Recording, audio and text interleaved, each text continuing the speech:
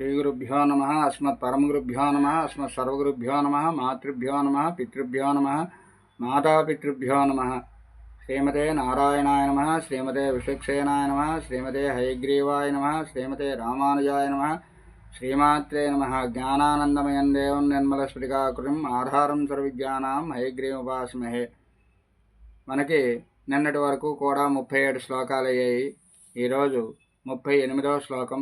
38వ శ్లోకంలో మనకి చెప్పుకునేటువంటి ఏమిటంటే అనాహత చక్రం గురించి చెప్పుకుంటున్నాము.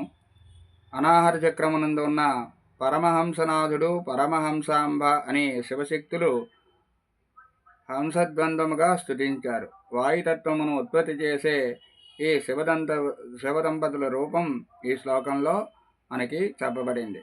సమున్మీలత్ సంవిత్ కమలమకరందైకరసికం భజేహం సద్వంద్వం కిమపి మహతాం మానసచరం యదాలాపాదస్తాదశగుణిత విద్యా పరిణతి యదా దత్తే దోషాద్గుణమఖిలం అద్య పరయపయైవ. విచ్ఛేదన.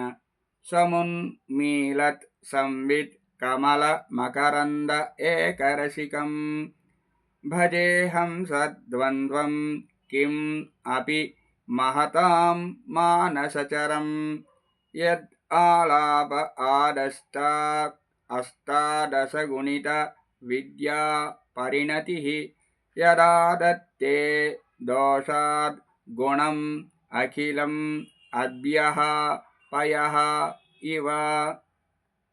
హే దేవి, సమున్మీలత్ వికసించుచున్న సంవిత్ కమల అజ్ఞానము అనే పేరు గల పద్మమునందలి అనాహత చక్రమునందలి మకరంద పూజేనియందు ఏకరసికం ప్రధానముగా ఆసక్తి కలిగి ఉన్నట్టియు మహతాం మహానుభావులైన యోగుల యొక్క మానసచరం మనస్సులందు చరించుచున్నట్టియు మనస్సు అనే మానస సరోవరం నందు సంచరించుచున్న కిం అపి ఇట్టిది అట్టిది అని వర్ణించరానట్టియు హంసద్వంద్వం హంస మిథునమును భజే సేవిస్తాను.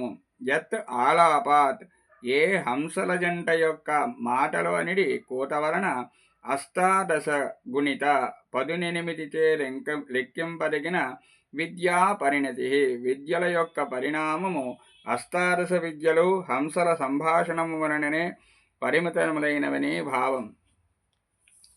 యత్ ఏ హంసద్వంద్వము అద్భ్యః నీళ్ల నుండి పయః ఇవ పాలను వలె దోషము నుండి అఖిల గుణం సమస్తమగు మంచి గుణములను ఆదట్టే గ్రహించుచున్నదో ఆ విధముగా నీవు మాకు మంచి ఏదో చెడు ఏదో చూసి దానిలో చెడుని విడిచిపెట్టి మంచినే మాకు ఇస్తావమ్మా అని చెప్పారు.